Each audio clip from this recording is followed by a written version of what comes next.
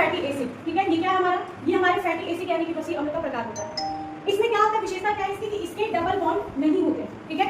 Double bond fatty acid की विशेषता क्या है कि इसमें डबल बॉन्ड होते हैं, लेकिन यहाँ पे क्या है, संतृप्त वसा की हमारी कोई डबल बॉन्ड नहीं होती है। साथ ही साथ इसमें हाइड्रोकार्बन श्रृंखला पूरी तरह से क्या होते हैं, हाइड्रोजन से संतृप्त होते हैं। और इसकी तीसरी विशेषता क्या होती है कि ये कमरे के तापमान पर अधिकतर ठोस होता है, यानी कि हमारे रूम टेम्परेचर पे क्या होता है, सॉलिड के फॉर्म में रहता है। तो ये तीनों विशेषताएं ध्यान रखिएगा कि इनमें कोई डबल बॉन्ड नहीं होता है, ये हाइड्रोजन से पूरी तरह से संतृप्त होते हैं। तीसरी चीज की क्या होता है, अधिकतर ठोस होते हैं। जो इनका उदाहरण आता है जिससे आपके पेपर में प्रश्न पूछे जाते हैं वो है आपका पामिटिक अम्ल, हमारा स्टीयरिक अम्ल, और एक और एसिड होता है जिसका नाम है हमारा ब्यूटारिक अम्ल, ठीक है, ब्यूटारिक अम्ल। ये तीनों अम्ल से संबंधित आपके पेपर में प्रश्न पूछे जाते हैं, तो इसको क्लियर रखिएगा। पामिटिक अम्ल या पामिटिक एसिड जो होता है इसमें आपके कार्बन के 16, हाइड्रोजन के 32 और ऑक्सीजन के 2 मॉलिक्यूल्स पाए जाते हैं। स्टीयरिक अम्ल में आपके कार्बन के 18, हाइड्रोजन के 36 और ऑक्सीजन के 2 मॉलिक्यूल्स पाए जाते हैं। ब्यूटारिक अम्ल का सबसे कॉमन एग्जांपल जो आपके एग्जाम से पूछता है वो होता है कि मक्खन, मक्खन यानी कि बटर। बटर आपका किसका उदाहरण होगा, बटर आपका संतृप्त फैटी एसिड का उदाहरण है, जो कि उसमें ब्यूटारिक अम्ल पाया जाता है। तो ये है आपका संतृप्त फैटी एसिड। इसके बाद से हमारा आएगा असंतृप्त फैटी एसिड, क्योंकि दोनों क्या है, दोनों के दोनों हमारे फैटी एसिड के टाइप है, और इनसे पेपर में एग्जाम में बहुत सारे प्रश्न पूछा जाता है।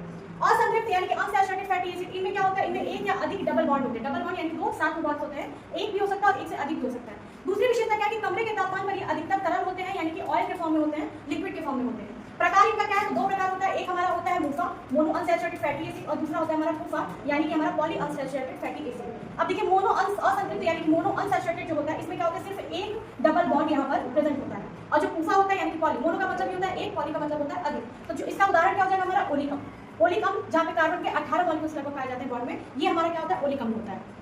अगला है इसी में, इसका दूसरा प्रकार हमारा poly unsaturated unsaturated fatty acid में आपका पॉली अनसैचुरेटेड यानी कि पॉली असंतृप्त वसी अम्ल। इसमें क्या होता है, एक से अधिक डबल बॉन्ड होते हैं। मोनो में आपका एक बॉन्ड होता है, और यहाँ पे क्या है, एक से अधिक डबल बॉन्ड होते हैं। उदाहरण यहाँ पे लिनोलेनिक अम्ल हो जाएगा, लिनोलेनिक अम्ल हो जाएगा, जिसे हम अन्य किस नाम से जानते हैं, इसे हम जानते हैं ओमेगा 3, 6 और 9, जो कि किसी भी ह्यूमन के लिए, बच्चों के लिए, वयस्क के लिए, प्रौढ़ों के लिए, ये सभी के लिए क्या होता है, बहुत ही इंपॉर्टेंट फैटी एसिड होता है, जो कि आपके पेपर में प्रश्न पूछे जाते हैं। तो आई होप आपको क्लियर होगा।